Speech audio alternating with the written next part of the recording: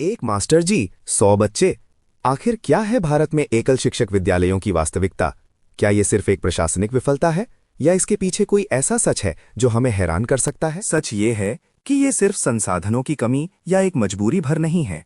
इसके पीछे एक ऐसी छिपी हुई सच्चाई है जो हमारी शिक्षा व्यवस्था की पूरी तस्वीर और पढ़ाने के तरीके को जड़ से बदल सकती है। जमीनी हकीकत क्या है? पूरे भारत में आखिर ऐसे कितने स्कूल हैं जो सिर्फ एक शिक्षक के भरोसे अपनी सांसें गिन रहे हैं और लाखों बच्चों के भविष्य का बोझ उठा रहे हैं? UDISEC के नए आंकड़े डराने वाले हैं। भारत में 1,04,125 स्कूल केवल एक शिक्षक के सहारे हैं। झारखंड का हर तीसरा प्राथमिक स्कूल और उत्तर प्रदेश के 6 लाख से ज्यादा बच्चे इसी व्यवस्था का हिस्सा हैं। कुल मिलाकर 33.76 लाख बच्चों का भविष्य इन्हीं मास्टरों के हाथ में है। जरा सोचिए, क्या आप एक दिन में 12 से 18 अलग अलग विषयों की क्लास ले सकते हैं? एक अकेला शिक्षक दिन भर में आखिर क्या क्या संभालता है? भारत के लाखों शिक्षक रोज यही असंभव काम कर रहे हैं। वे सिर्फ शिक्षक नहीं हैं, वे क्लर्क भी हैं और मैनेजर भी। उनका आधा दिन पढ़ाने में नहीं, बल्कि मिड डे मील का राशन गिनने और प्रशासनिक कागजी कार्रवाई को पूरा करने में बीत जाता है। जब एक ही कमरे में कक्षा 1 से लेकर 5 तक के बच्चे एक साथ बैठते हैं, तो उस कमरे के अंदर पढ़ाई का नज़ारा कैसा होता है? स्थिति बेहद मजेदार लेकिन त्रासद होती है। मास्टर जी ब्लैक बोर्ड पर सवाल कक्षा 3 के लिए लिखते हैं, लेकिन जवाब कक्षा 5 का बच्चा चिल्ला कर देता है। इस भारी शोरगुल और अव्यवस्था के बीच एक अकेला व्यक्ति शिक्षक कम और भीड़ प्रबंधक ज्यादा बन जाता है। क्या इस भीड़ प्रबंधन में बच्चों का भविष्य सच में बर्बाद हो रहा है? क्या एक ही कमरे में ठुसे हुए अलग अलग उम्र के बच्चे हमारी शिक्षा व्यवस्था की सबसे बड़ी हार है? पहली नज़र में ये किसी भी शिक्षाविद को डराने के लिए काफ़ी है। ऐसा लगता है कि ये सिस्टम बच्चों को फेल कर रहा है।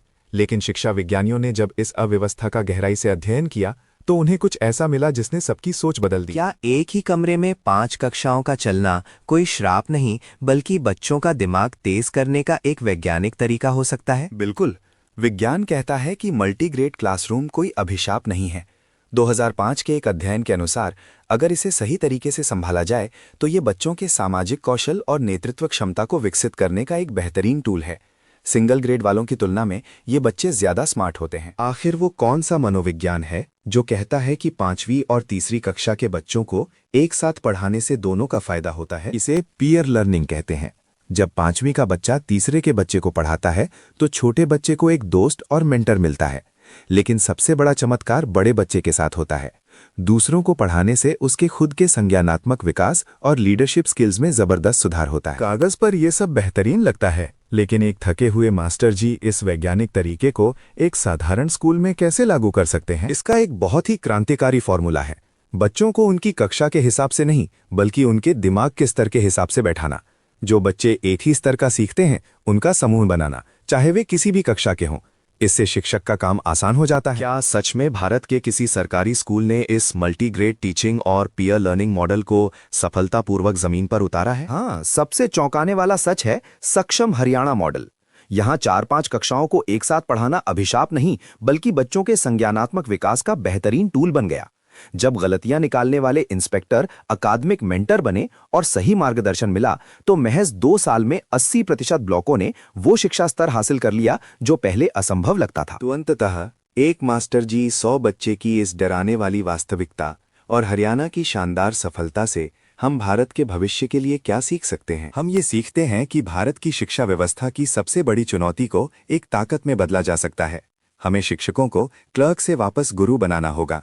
शिक्षा का असली मतलब संसाधनों की प्रचुरता नहीं, बल्कि इनोवेटिव पेडागॉजी के जरिए उपलब्ध संसाधनों का सबसे बेहतरीन इस्तेमाल है। सबसे चौंकाने वाला सच ये है कि एक ही कमरे में 4-5 कक्षाओं को एक साथ पढ़ाना, मल्टीग्रेड टीचिंग, कोई अभिशाप नहीं, बल्कि सही मार्गदर्शन मिलने पर यह बच्चों के संज्ञानात्मक विकास का एक बेहतरीन टूल बन सकता है। भारत में आज भी 1 लाख से अधिक स्कूल केवल एक शिक्षक के भरोसे चल रहे हैं, जहां शिक्षक पढ़ाने से ज्यादा भीड़ प्रबंधक की भूमिका में है। ये शोध दस्तावेज इन शिक्षकों के रोजमर्रा के संघर्ष, हास्यास्पद व त्रासद स्थितियों और सक्षम हरियाणा जैसे सफल मेंटरशिप व पीयर लर्निंग मॉडल्स की पड़ताल करता है, जिन्होंने शिक्षा व्यवस्था की इस सबसे बड़ी चुनौती को एक अवसर में बदल दिया है।